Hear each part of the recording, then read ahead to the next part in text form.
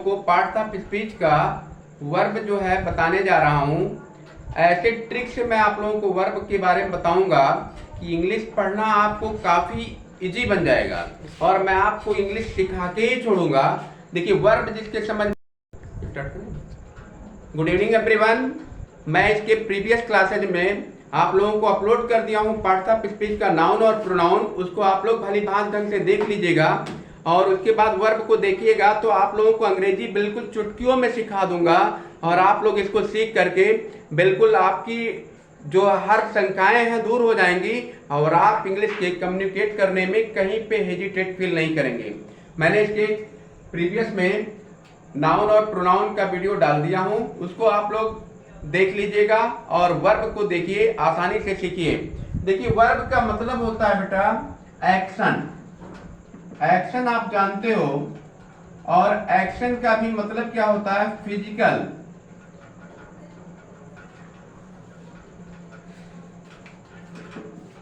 Physical action. देखिए verb का मतलब क्या होता है बेटा फिजिकल एक्शन। फिजिकल एक्शन का मतलब देखिए आप जो भी कार्य करते हो शारीरिक रूप से, वो सारे एक्टिविटी जो आप करते हो वो एक क्रिया होती है। जैसे लिखना, लिखने का कार्य मैं कैसे करता हूं, अपने हैंड से करता हूं। जैसे मैंने राइट किया तो राइट करने का मतलब क्या हो गया, एक वर्ब हो गया। चलना, वॉक करते हो, आप मॉर्निंग में उठते हो तो कार्य जो हम कर रहे हैं वो अपने हैंड से कर रहे हैं, तो हैंड हमारा क्या हो गया, एक शारीरिक रूप से अंग है जो लिखने का कार्य किया जा रहा है। तो फिजिकल एक्शन को ही हम क्रिया कहते हैं। और लाइफ में देखिए जो आप क्रिया पढ़ते हो तो क्रिया के क्या होते हैं बेटा, ये जब फिजिकल एक्शन से किए जाते हैं ये मेन वर्ब होते हैं। इनको हम मेन वर्ब कहते हैं, मुख्य क्रिया। यही हमारी मेन वर्ब कहलाती है, जिसको हिंदी में हम कहते हैं मुख्य क्रिया। तो मुख्य क्रिया का मतलब क्या होता है, जो भी कार्य हम अपने शारीरिक रूप से सुबह से लेकर शाम तक जो भी हम क्रियाकलाप करते रहते हैं वो हमारी वर्ब है। और वर्ब जो है क्रिया, ये इसका मतलब हो गया एक्शन वर्ड, जिसको हम कहते हैं एक्शन वर्ड। क्रिया का मतलब क्या हो गया बेटा, एक्शन वर्ड। जो भी हम एक्शन के रूप में कार्य करते हैं, जिन शब्दों का प्रयोग करते हैं वो हमारी वर्ब कहलाती है और इसी को हम मेन वर्ब कहते हैं। अब देखिए मेन वर्ब जो होता है इसके फॉर्म होते हैं, आप लोग ध्यान से देखिए, इसके फॉर्म आप लोग पढ़े होंगे। जैसे राइट, राइट, फिर इसका सेकंड फॉर्म, ये फर्स्ट फॉर्म होता है, फिर सेकंड फॉर्म जिसको हम क्या कहते हैं V1 और इसको V2 कहते हैं। और यहाँ पे रोट लिखते हैं और यहाँ पे V3 होता है, इसको रिटन कहते हैं। Right, wrote, written. तो ये थर्ड फॉर्म जो होता है ये बहुत ही यूज किया जाता है।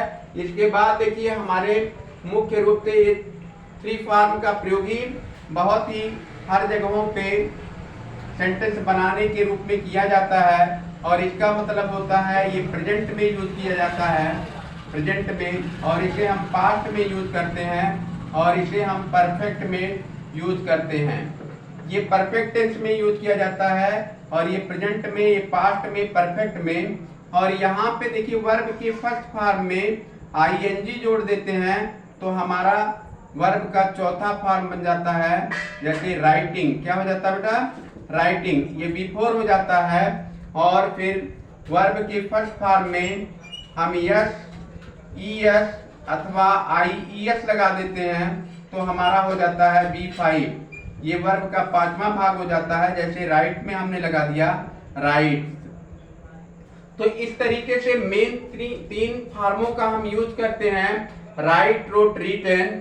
लेकिन वर्ब के फर्स्ट फॉर्म में आईएनजी जोड़ करके हम वर्ब का चौथा रूप बनाते हैं राइटिंग और पांचवा रूप बनाते हैं राइट्स। तो इस तरीके से ये सिंगुलर बन गया और क्रिया का सिंगुलर बनाने के लिए हम यस, ईएस अथवा आईईएस का प्रयोग करते हैं।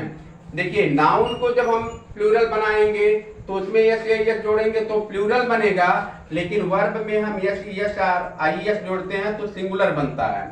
तो अगर पूछा जाएगा आपसे कि राइट का सिंगुलर क्या होगा तो आप जवाब देंगे राइट्स। ये नोट कर लीजिए, क्योंकि ये V5 नंबर पे आएगा, 5वां वर्ग का 5वां फॉर्म होता है। तो इस तरीके से आप देखेंगे, मैं आपको ऐसे लाइफ में यूज किए जाने वाले 10 इंपॉर्टेंट वर्ब को बता रहा हूं। जैसे आप जीवन में गो का यूज करते हैं, प्ले का यूज करते हैं, रीड का यूज करते हैं, और आप लोग राइट का यूज करते हैं, और आप लोग से का यूज करते हैं। तो यहाँ पे देखिए, ये गो का क्या हो जाएगा, वेंट। ये V1 आपका हो गया, ये V2 हो गया। अब V3 क्या हो जाएगा, V4 क्या हो जाएगा, और V5 आपको। तो गो, वेंट, और यहाँ पे क्या लिखेंगे, गान। गो का क्या होगा, वेंट होगा, गान होगा, और यहाँ पे V4 में गो में हम ING जोड़ देंगे तो गोइंग बन जाएगा, और इसमें गो में ES मिलाएंगे, गोज हो जाएगा।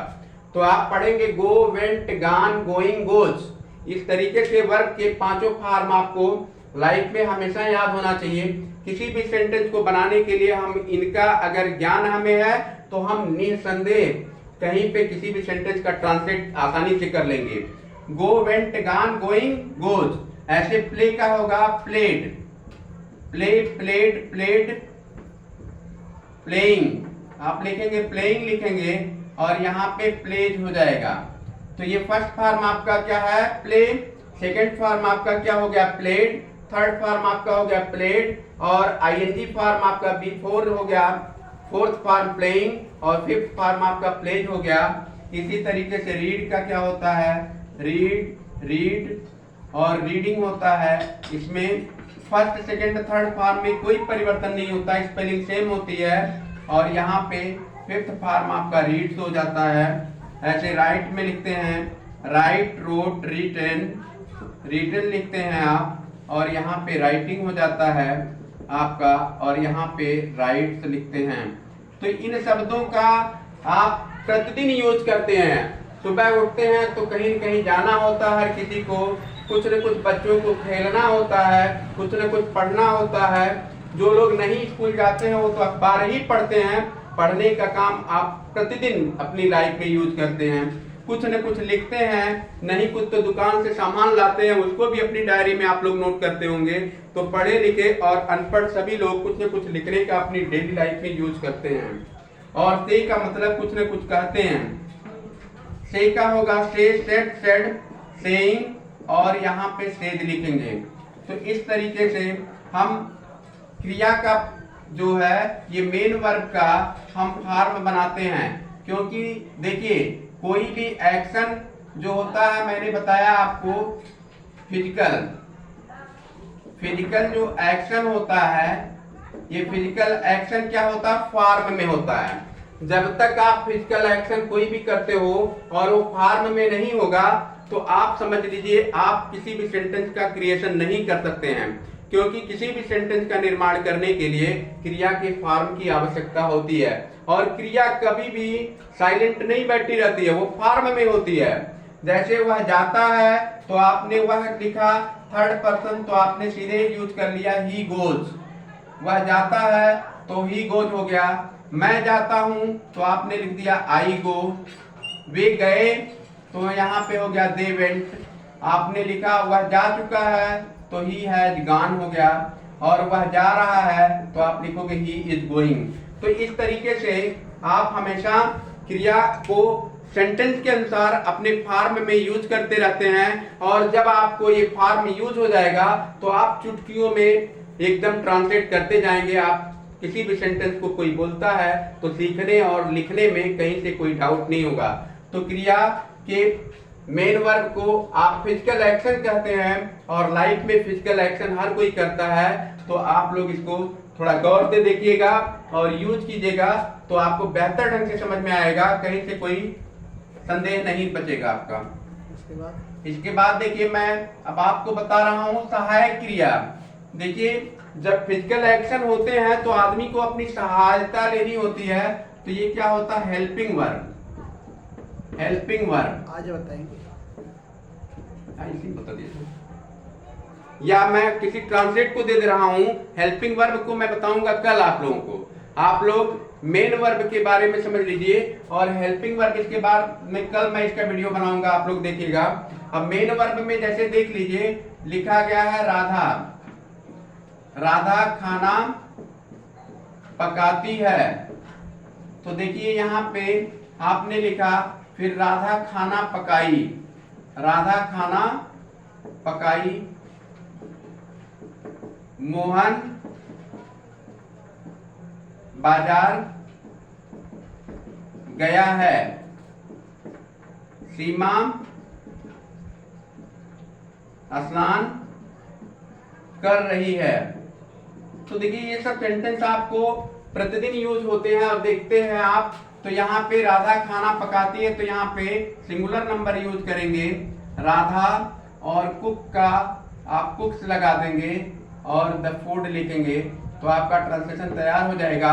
और आपका ये मेन वर्ब जो फिजिकल एक्शन है, देखिए V5 का प्रयोग किया गया है, कुक्स यहाँ पर। और खाना पकाई, तो यहाँ पे देखिए राधा, यहाँ पे क्या हो जाएगा, कुक्ड हो जाएगा, ये पास्ट टेंस में हो गया, तो यहाँ पे कुक्ड द फूड हो जाएगा। और आप ध्यान से देखेंगे, ये आपका V2 हो गया, ये V2 हो गया। और मोहन बाजार गया है, तो Mohan has gone, Mohan has gone to market, Mohan has gone to market. देखिए ये आपका थर्ड फॉर्म हो गया V3। और सीमा स्नान कर रही है, तो आप लोग लिखेंगे Seema is taking bath, Seema is taking bath हो जाएगा। तो टेकिंग देखिए आपका क्या हो गया, ING फॉर्म जिसको आप कहते हो B4। तो इस तरीके से देखिए यहाँ पे फर्स्ट फॉर्म का यूज हुआ है कुक्स, ये आपका फर्स्ट फॉर्म हो गया जो सिंगुलर में है, B5 के रूप में जो दिखाई पड़ रहा है, यस लगा करके B5। और ये कुक्ड देखिए B2 हो गया आपका, और ये देखिए आपका V3 हो गया, और देखिए B4 हो गया। और मैंने लिखा मैं पतंग उड़ाता हूं, तो देखिए यहाँ पे आई हो गया, आई के साथ लिखेंगे फ्लाई। और यहाँ पे देखिए फर्स्ट फॉर्म हो गया, इसको कहेंगे B1, I fly the kite हो जाएगा। यहाँ पे इस तरीके से आप देखिए, यहाँ पे B1 का प्रयोग, यहाँ B2 का प्रयोग वर्ब के सेकंड फॉर्म का, यहाँ B3, और यहाँ पे B4, और यहाँ पे B5 का प्रयोग किया गया है। जब आप क्रिया के फॉर्म को सीखेंगे तो सीखते ही आपको ट्रांसलेट करने के तरीके भी आ जाएंगे, और आपको कहाँ कौन से शब्द का इस्तेमाल करना है आसानी से सीख जाएंगे। इस तरीके से आप मेन वर्ड को, जो क्रिया होती है मेन वर्ब, इसको सीखने के लिए आपको फॉर्म जानने की जरूरत है। और जब तक आप फॉर्म को नहीं सीखेंगे तब तक आप ट्रांसलेट नहीं कर पाएंगे और इंग्लिश का कम्युनिकेशन नहीं कर पाएंगे। इंग्लिश के कम्युनिकेशन के लिए आपको सबसे पहले वर्ब के फॉर्म को सीखना है, क्योंकि वर्ब अपने किस फॉर्म में होता है, फिजिकल एक्शन में। किसमें होता है, फिजिकल एक्शन। और आप अपने जीवन में हमेशा फिजिकल एक्शन करते ही रहते हैं, और जब फिजिकल एक्शन करते हैं तो उसको सीखने के लिए हमें थोड़ा सा समय देना पड़ेगा। और जब हम उसको सीख जाएंगे कि वर्ब के 5 फॉर्म होते हैं, तो हमें कोई चीज कहने, लिखने, बोलने, सीखने में कहीं से प्रॉब्लम नहीं होगा। इसी के साथ मैं आप लोगों को कल हेल्पिंग वर्ब के बारे में बताऊंगा कि कौन से हेल्पिंग वर्ब कहाँ पे यूज किए जाते हैं, और आप लोग इसको देखिएगा और लाइक कमेंट करते रहिएगा। जितना ही लाइक और कमेंट करेंगे उसी तरीके से हम लोगों का मनोबल बढ़ेगा, और आपको अंग्रेजी हम सिखा करके ही छोड़ेंगे, आप कहीं से भी कोई डाउट नहीं पाएंगे।